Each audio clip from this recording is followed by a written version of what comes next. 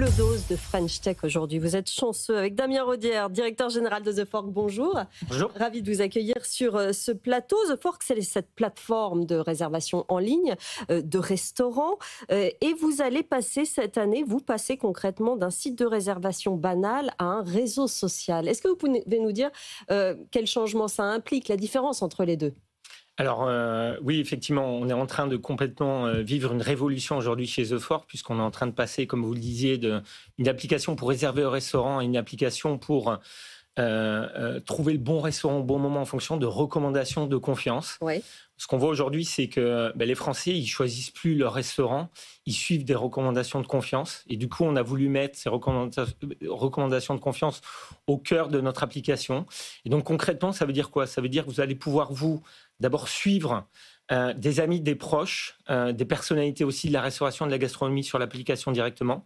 Vous allez pouvoir également accéder à tous les avis, à tout le contenu qui sera publié par ses proches, ses amis. Vous allez pouvoir du coup suivre un fil d'actualité avec toute l'actualité de vos amis, de vos proches. Ça peut être également des listes de restaurants favoris. Et du coup, l'idée, c'est de s'appuyer sur toutes ces informations pour recommander les bons restaurants aux utilisateurs. Et donc, quand vous allez rechercher un restaurant sur l'application, vous allez pouvoir voir sur la fiche d'un restaurant quels sont les avis potentiellement qui auront été déposés, par exemple, par un tiers de confiance. Et je crois qu'il n'y a rien de plus important qu'un avis d'un proche. On se fie souvent plus à l'avis d'un proche, d'un ami, plutôt que d'un avis d'un inconnu. Et c'est ça qui fait vraiment toute la différence. Vous allez aussi utiliser des influenceurs ? Alors, on va également utiliser des influenceurs, puisqu'on pense que les influenceurs aujourd'hui qui sont spécialisés dans la restauration, de la gastronomie, c'est évidemment des tiers de confiance. C'est des gens qui ont une expertise sur la restauration et qui peuvent aider les gens à trouver le bon restaurant. Donc, ce qu'on veut, c'est ces influenceurs, leur donner accès à notre application, leur permettre de créer des listes de restaurants favoris. C'est des restaurants dans lesquels ils se sont rendus. Et derrière, permettre aux utilisateurs, sur la base des avis, sur la base des restaurants recommandés par les influenceurs, du coup de pouvoir se faire une bonne idée du restaurant dans lequel ils souhaitent se rendre. En quelque sorte, ces avis qu'on se donne, ces influenceurs qu'on trouve, on les trouve sur d'autres réseaux sociaux, type Instagram ou Facebook par exemple, c'est pour revenir un petit peu dans les pratiques quotidiennes des consommateurs et des gens qui vont au restaurant. Finalement, c'est face à cette concurrence du réseau social traditionnel. Alors je dirais pas que c'est une concurrence, parce qu'aujourd'hui, The Fork, on adresse uniquement de la restauration. Quand vous allez sur les réseaux sociaux, vous allez avoir plein de centres d'intérêt. Donc, on est vraiment, nous, spécialisés dans la restauration. Les gens qui vont créer ces listes et qui vont émettre ces avis, c'est des gens qui sont réellement rendus dans les restaurants, puisqu'on est sur des avis certifiés. Ça veut dire que le restaurateur, quand un client se rend dans son établissement, il va certifier, il va confirmer que le client s'est bien rendu, et c'est à ce moment-là que vous allez pouvoir déposer un avis. Donc, il y a vraiment cette notion de confiance et de certification qui est hyper importante. Et on s'appuie uniquement sur une communauté de foodies. C'est 40 millions de personnes qui ont téléchargé l'application The Fork et qui vont derrière émettre des avis, poster des photos et derrière créer des listes de restaurants. Donc il y a vraiment cette notion de confiance et de spécialisation qui nous permet de nous différencier. On ne court pas après les réseaux sociaux. Ce qu'on est en train de faire, c'est de s'adapter aussi aux utilisateurs. Donc ça, c'est vraiment la première partie, la partie recommandation de confiance, recommandation humaine. La deuxième partie, c'est la partie plus intelligence artificielle. On a rajouté un moteur derrière de recherche qui va s'appuyer sur le langage naturel. Jusqu'à maintenant, pour utiliser l'application The Fork, vous recherchez autour de vous un restaurant, par exemple, et vous avez une liste de restaurants qui vous a proposé.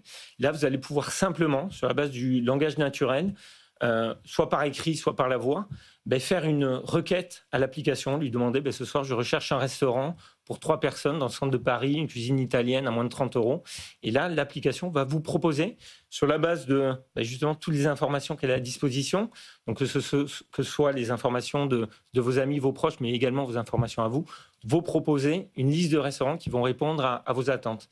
Cette IA générative que vous utilisez comme outil de recherche, qu'on peut prompter donc, c'est laquelle précisément ? Alors nous, on s'appuie sur plusieurs technologies. On utilise notamment ChatGPT comme le langage LLM qui nous permet justement de fournir les réponses. Mais après, on s'appuie sur notre propre technologie pour s'appuyer sur les données qu'on utilise. Et les données, ça va être quoi ? Ça va être les avis de tous nos utilisateurs. C'est des dizaines de millions d'avis qui sont déposés sur l'application. Ça va être les photos. Ça va être tout le contenu qui est aussi produit par les les restaurateurs, donc les menus, qui va nous permettre justement d'apporter les réponses les plus pertinentes aux utilisateurs de l'application. Ça, c'est pour les utilisateurs, on l'a dit. Il y a aussi le côté restaurateur, évidemment. Hein. Vous avez 55 000 restaurants partenaires. Ça leur coûte combien d'utiliser The Fork au final? Alors, les restaurateurs, ils ont un forfait qui paie tous les mois pour accéder à un logiciel. Et ce logiciel leur donne accès à un certain nombre de fonctionnalités.